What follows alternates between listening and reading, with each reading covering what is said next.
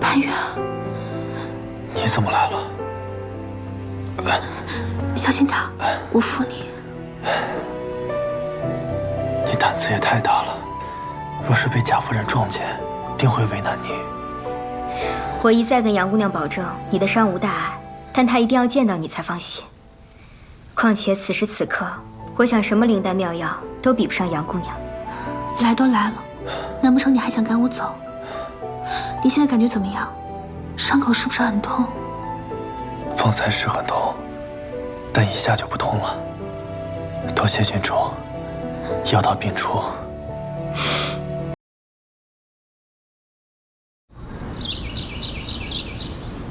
主人同意见你了，3日之后，在刘记当铺门口会有一辆马车去接你。京城的菜贩可真会做生意，你买一只活鸡，他能给你剖好、洗干净。这只鸡我足足炖了1个时辰，你尝尝，好不好喝？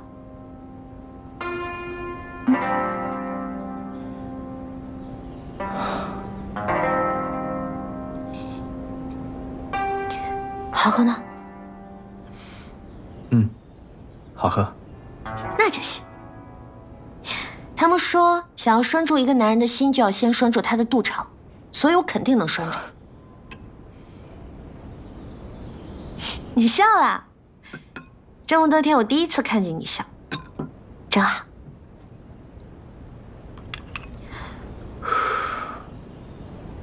小生，你为什么喜欢我呀？因为你长得好看啊。刚认识你的时候吧，觉着你真烦人。唯一一点好处呢，就是笑起来好看。再后来熟了以后吧，就越看越好看，越看越喜欢。他们说潘大人是天下第一美男子，我不觉得，我就觉得你好看。反正在我心里面，你比谁都强。可能这就是情人眼里出西施吧。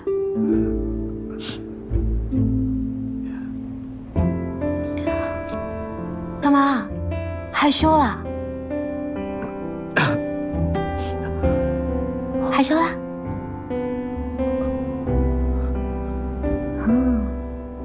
是不是觉得我特别可爱？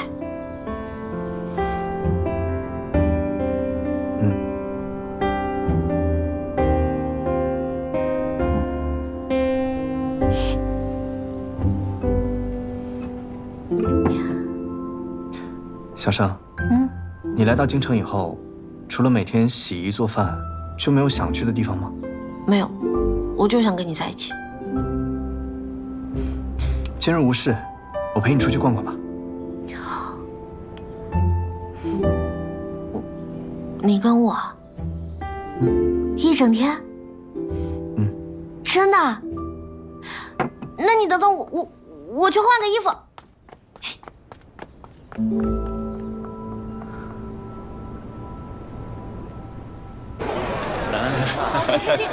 这个还行，姑娘，漂亮点啊！哎，热包子。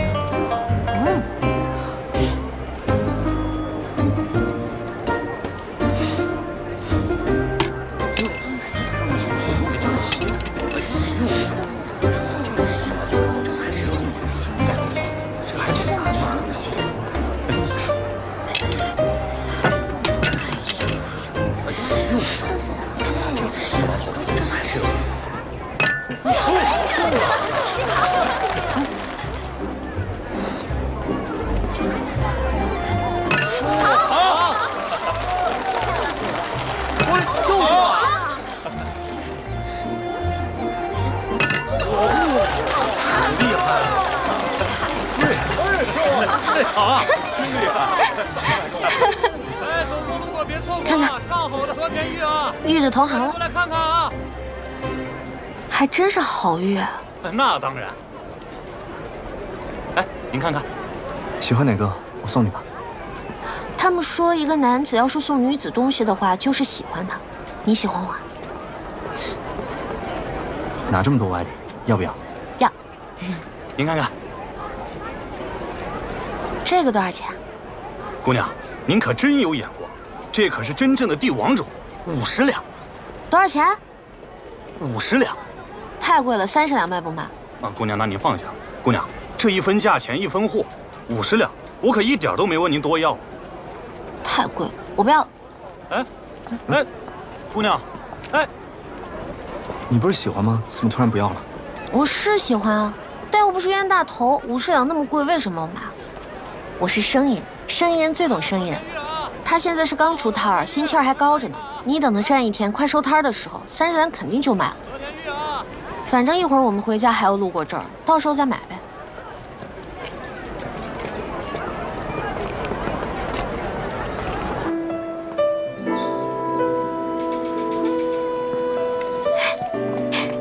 姑娘，这是什么？姻缘树吗？对啊，只要把名字写在姻缘牌上，然后挂到树梢上，虔诚祈祷，月老会保佑你们永远在一起的。啊。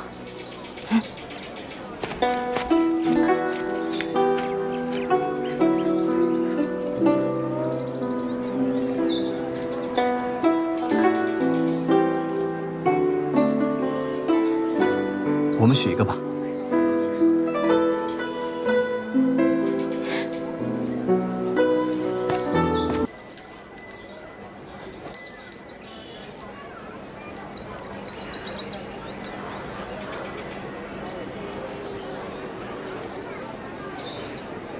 月老在上，我知道阿江的心并没有完全对我敞开，也知道他有很重要、很危险的事不得不做，所以别人祈求的那一生一世的幸福，我不敢奢求。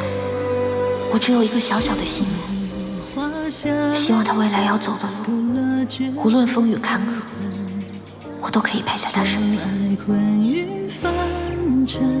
困于人海浮沉，谁为我留下余温，将情意永封存。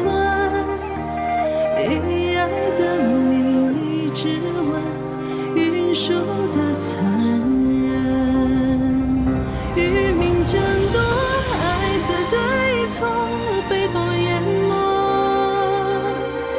独自猜测来生为出闪躲，与命争夺，永无解脱，空留不甘心的躯壳。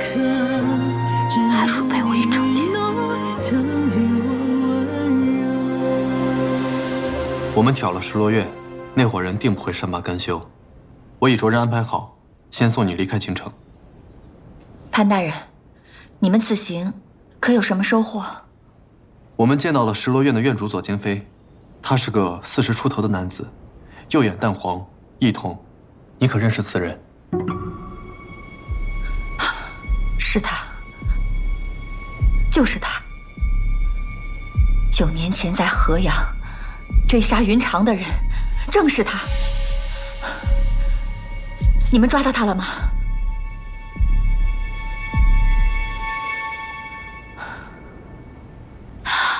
不过，我们现在已经知道了左京飞的样貌，而且也查到，其实水波纹就是羊角纹。只要继续这样查下去，肯定可以救出幕后主使的。潘大人，上官小姐，相信你们一定能帮我的姐妹报仇。我等你们的好消息。咱们接下来怎么查？你有什么主意吗？我准备让阿泽去查一下失落院的房契，看看有什么发现。怎么了？自从跳了那云间舞，感觉走久了脚踝就有点痛。啊？姐姐，没事儿。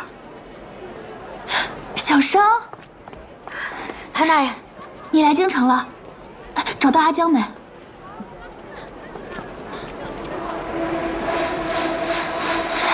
走。那不是上官小姐吗？她旁边的人是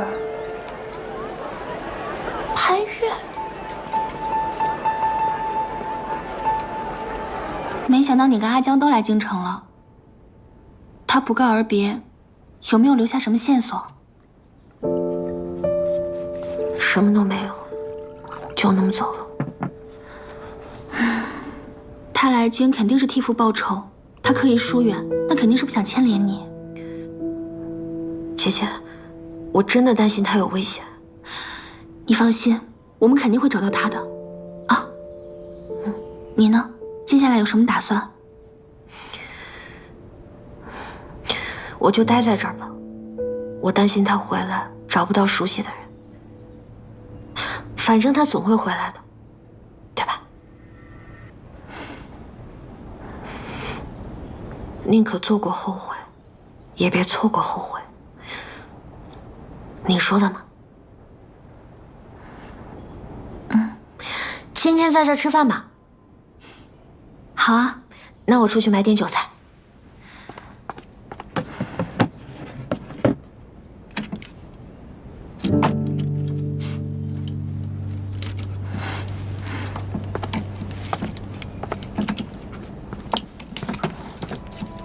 怎么了？这个味道怎么跟那个幕后主使在祭拜时候的香料一模一样？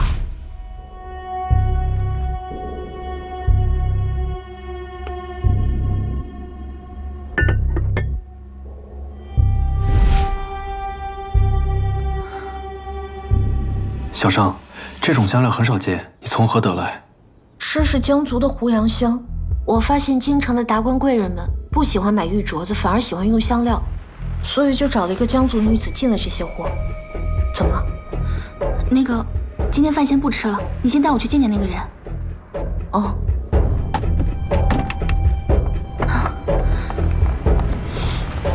姐姐，这位就是卖我胡杨香的那位江族掌柜，我已经跟他说了，你有没有什么想问的，直接问就行。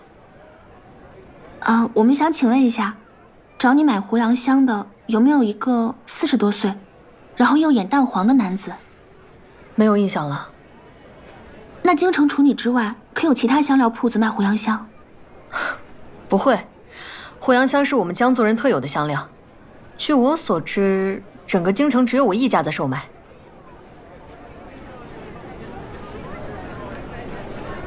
麻烦您看一下这个图案，跟你们江族可有关系？羊角云纹。羊角云纹？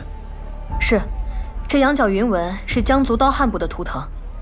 江族人上阳，因我朝与江族连年战乱，很多刀汉部的江人会越过边境来到洛溪定居，这便是洛溪江族。后来他们融入当地，开始农耕，和汉人已经没有区别了。不过还是有少数人喜欢带着图腾，提醒自己不忘江族血统。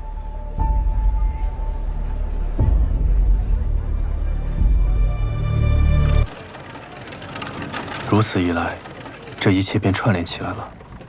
我朝与江族连年开战，不少江族人迁至洛溪定居，那幕后之人想必也是其中之一。他们以羊角云纹为徽记，在河阳培养自己的势力，又与江族勾连，利用河阳的码头将轻盐走私进中原，谋取巨利。他们经营了10多年，又有源源不断的财富开路，应该身居高位。我们是不是应该查一查洛溪级的高官，就能找到他？迁至洛溪的江族人都被划为了军户，他们骁勇善战，朝廷用他们打仗，却又担心其中会混入奸细，便立下了一个不成文的规定，不与洛溪级的官员有升迁的机会。那看来这个幕后之人很可能私下偷偷换过籍贯。十有八九。根据云长姑娘写的告密信，这个官员应该是在10年前调任的京官，且势力庞大。如此可以推断，他的应招入伍时间应该是在景昌10年到20年之间。我让阿泽再去兵部查一下，咱们再做下一步打算。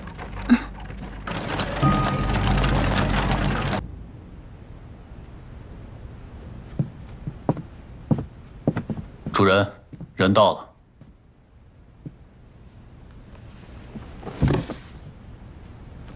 卓兰江，拜见主人。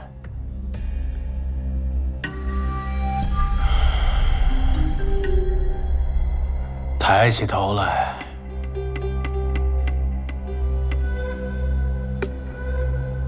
我第一次见你爹的时候，就是你这般年纪。你跟那时候的他呀，还真是一模一样啊。起来吧。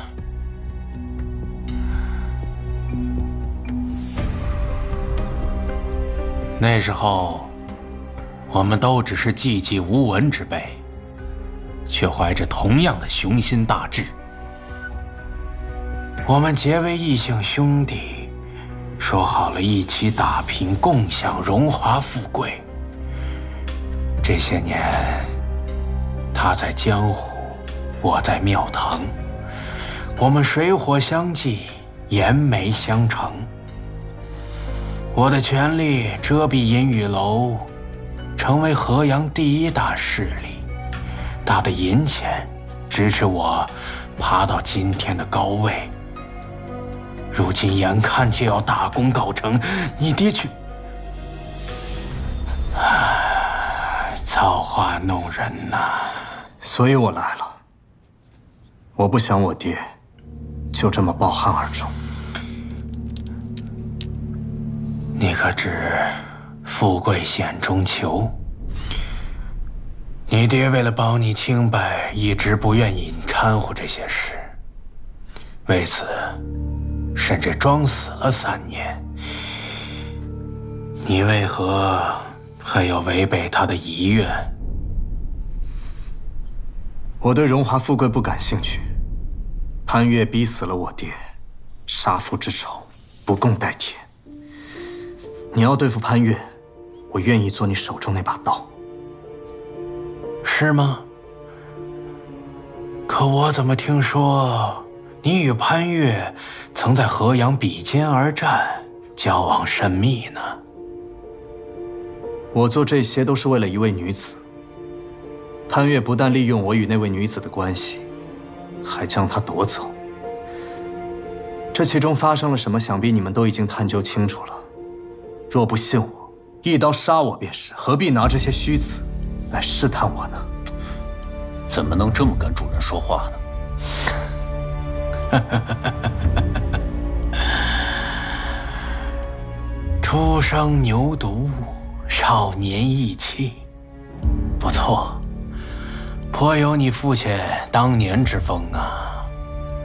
既然你这么恨潘越，那我就给你一个机会，让你亲手报了这弑父夺妻之仇。公子，这是放在门上的帖子。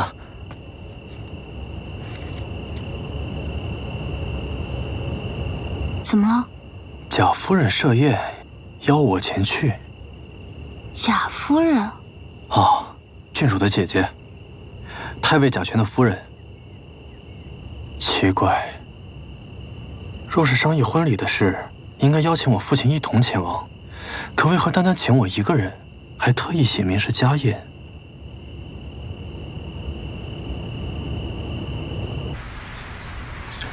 拜见太尉，拜见夫人。一点小小的心意，不成建议。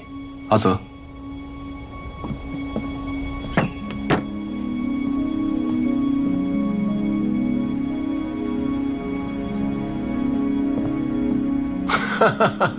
潘公子，咱们很快就是一家人了，何必如此多礼呀？早就听闻潘公子是人中龙凤，仪表不凡。今日一见，果然名不虚传。难怪晶儿对你如此钟情。夫人过誉了，能得郡主的青睐，是潘某的荣幸。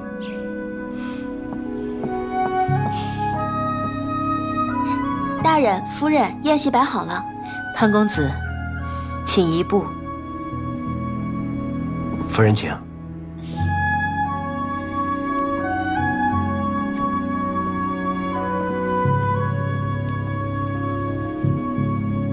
令姐为何突然请我上门？事发突然，我也是今早才知道的。既来之，则安之吧。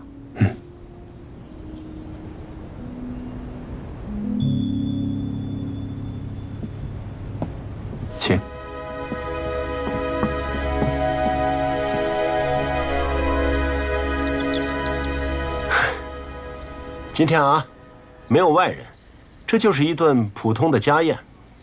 潘公子，怎么舒服怎么来，千万别拘着啊。是。虽是家宴，但来者是客。潘公子，我敬你一杯。啊，对，夫人说的对，来，潘公子敬你。谢太尉，谢夫人。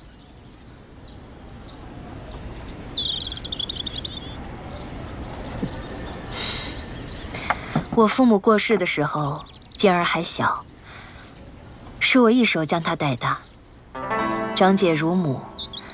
静儿打小就眼高于顶，多少王孙公子她都不屑一顾，却一心想下嫁于你。潘公子可要好生待她，莫要辜负她一片真心啊！夫人请放心，有件事我想问潘公子，你可否诚实回答？夫人当问无妨。近日我听了一些传言，说你与一位上官小姐纠缠不清，可有此事？姐姐，你不要听信外面那些市井谣言，都是小人杜撰。若只是谣言，你又为何与他在风雅院争风吃醋？上官小姐与我自小便相识，我与她的兄长亦是知己好友，所以两家来往频繁了些。这些我与郡主都解释过，相信以夫人的见识和心胸，自有明断。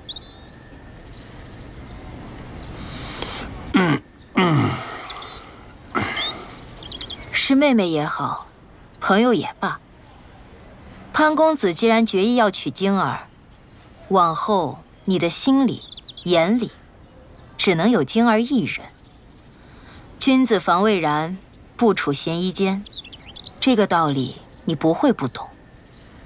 我不希望晶儿往后的生活，成为别人茶余饭后的谈资。你尽快与他断绝往来，这样对潘公子、对晶儿，或是对那位上官小姐的清誉都好。潘公子，你说呢？夫人请放心，潘越知道该怎么做。哎呀，夫人，能不能先吃菜啊？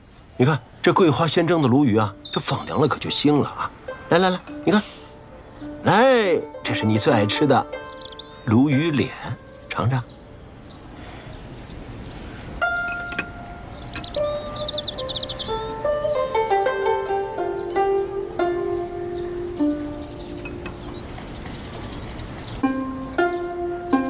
郡主，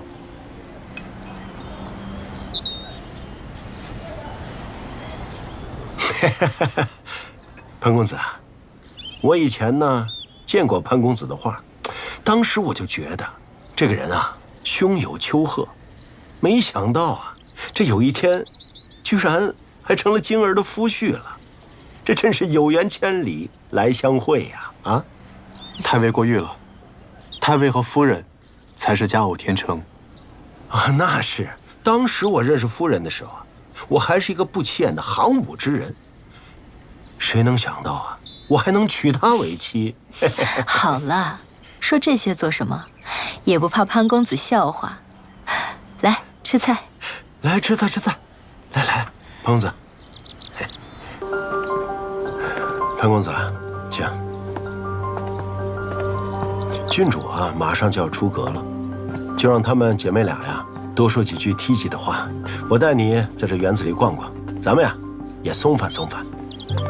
方才还要感谢太尉替我解围啊。嗨，只要你别见怪就好。我的夫人呀就是这种性子，其实平时啊她挺好相处的，只是一遇到郡主的事情吧，她就过度紧张了。刚才啊我还真怕你跟她力争到底呢。夫人也是关心郡主，潘某又怎么会见怪呢？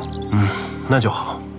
不过吧，入赘了皇家，这皇家的规矩啊那就来了，以后这种事啊少不了的。太尉可是有何高见？这咱们呀就不能把自己当成丈夫，得做一个花匠。花匠？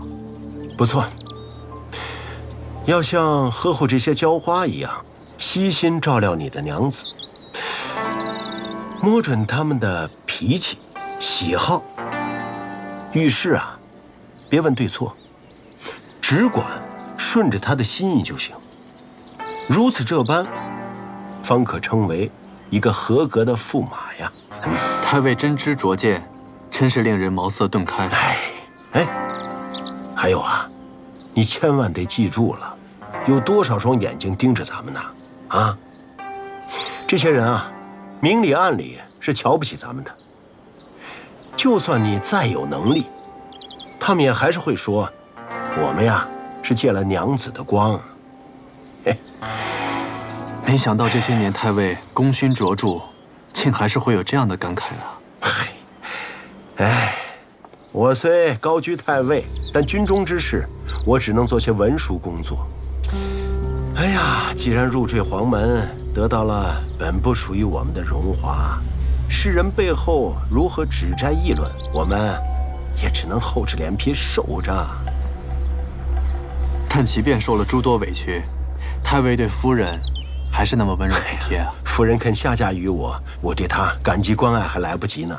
至于外面受了什么委屈，那就受着呗，何必带到家里来呀？太尉小心！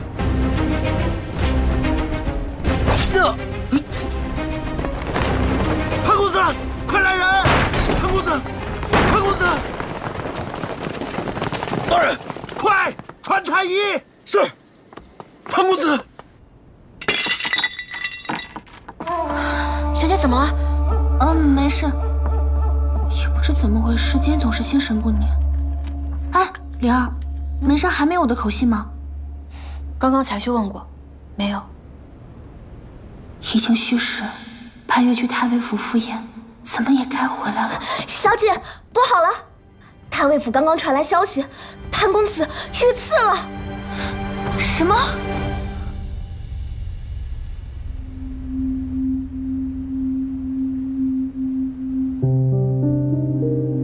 平日里你总说太尉府风雨不尽，今天刺客居然跑到家里来杀人，到底怎么回事啊？对不起，夫人，我也没想到刺客居然会偷偷埋伏在房顶上面。而且潘公子刚刚回京没2天，没听说朝堂里谁是他的政敌，这刺客怎么会偏偏针对他呢？哎，太医，太医，他的伤怎么样了？他的血已经止住了，所幸没有伤到要害。哎呀，万幸万幸，真是老天保佑啊！不过还需要静养几日，不要牵动伤口啊。好，多谢太医。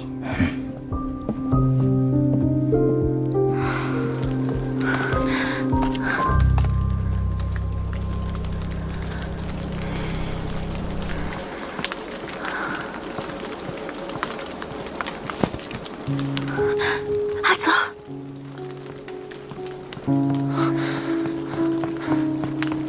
杨姑娘，潘越怎么样了？杨姑娘请放心，公子已无大碍，只是因为公子在太尉府遇刺，贾夫人心中过意不去，所以就多留公子在府上休息几日。我现在正准备去淑雨院，去拿些公子的衣物。我想进去见见他，你看能不能帮我？杨姑娘，这公子遇刺之后，尤其是公子的房间，太尉府已经增强了戒备，所以时刻都会有人把守。我想有个人应该可以帮我。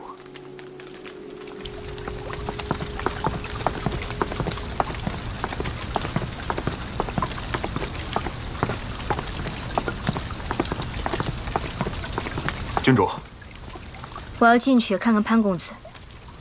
是。你们先下去吧，有事再唤你们。是郡主。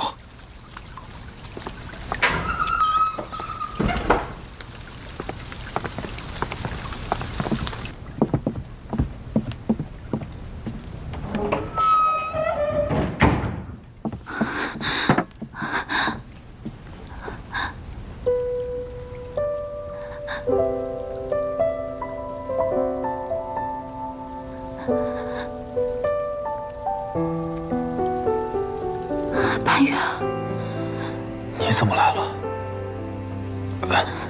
小心点，我扶你。你胆子也太大了，若是被贾夫人撞见，定会为难你。我一再跟杨姑娘保证你的伤无大碍，但她一定要见到你才放心。况且此时此刻，我想什么灵丹妙药都比不上杨姑娘。来都来了，难不成你还想赶我走？你现在感觉怎么样？伤口是不是很痛？方才是很痛，但一下就不痛了。多谢郡主，药到病除。什么时候了还开玩笑？对了，今天刺杀你的究竟是什么人？是卓兰江。阿江，你先听我说。当时那一剑刺来，我也无法躲避。若他真的想杀我，以阿江的武功，我绝无生还的可能。所以我想，他并不是真的要杀我。你的意思是，阿江是被逼迫的？是。当初他不辞而别，很有可能就是为了混入幕后之人的身边。这次的刺杀行动，应该也是那人针对我们挑了失落院的报复，也是对他忠诚的试探。阿江也是想替他爹报仇，所以才与虎谋皮。对了，前几日张大人在城郊遇刺，刺客是一个持剑的青年男子，我想，那人应该就是卓兰江。他现在的处境，一定是凶险万分。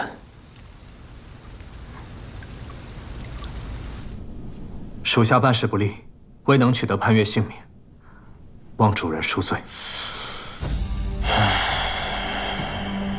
我记得你杀张大人的时候，他手下护卫众多，你也杀得干净利落呀，为何这次会失手啊？我与潘越在河阳交过手，他熟悉我的剑招，所以才能躲开要害。还望主人能再给我一次机会。罢了，你已尽力，这次算他命不该绝，以后再找机会吧。谢主人不罚之恩。你带他下去安顿，从今往后，他就是我们的人了。好。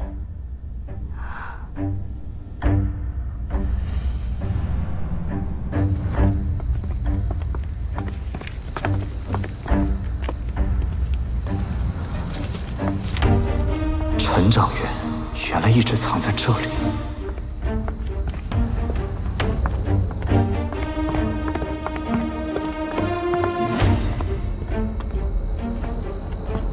你住这儿，无令不得外出。知道了。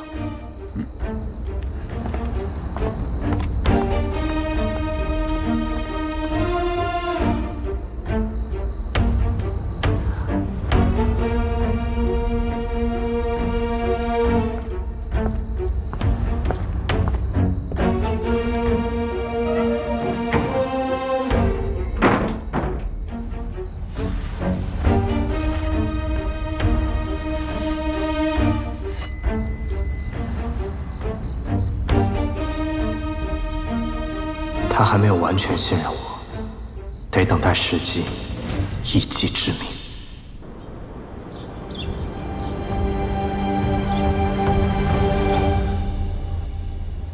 潘公子，你就留在这儿休养吧。你在我府上受伤，本就是我们疏忽所致。这伤刚好一点就要走，这难不成是在怪罪我们？太尉可千万别这么说，幸亏是在贵府受的伤，才能得到及时救治，我的伤才能恢复得这么好。只是这婚礼还有诸多的琐事，再叨扰下去，恐有诸多不便。姐夫，姐姐，去听潘郎的吧，我会好好照顾他的。你呀，还没过门呢，就这么向着他。姐姐，好吧。那我先送潘郎出去。